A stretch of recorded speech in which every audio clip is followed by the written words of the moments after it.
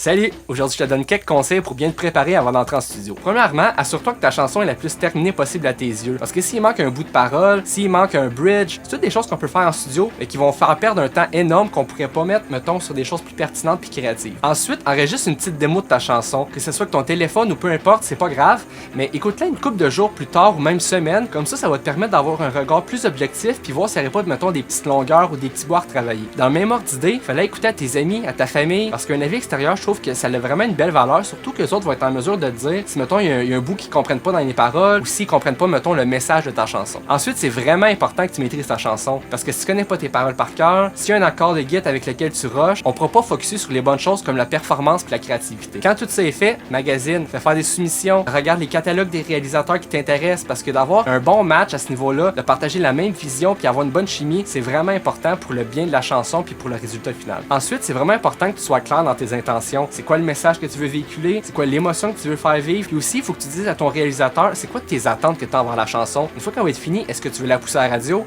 est-ce que c'est juste pour montrer à tes amis, parce que ça va vraiment influencer les décisions qui vont être prises pendant le processus d'enregistrement puis mixage. Puis une autre chose qui est super importante, c'est de rester ouvert d'esprit, parce que c'est quasiment sûr qu'en studio il y a des choses qui vont changer, les idées ça revient, ça repart, c'est super fluide, faut pas trop avoir d'ego, puis finalement je te dirais que qu'est-ce qui est le plus important dans tout ça, c'est simplement d'avoir du fun, puis d'aimer le vidéo, puis commenter, puis partager.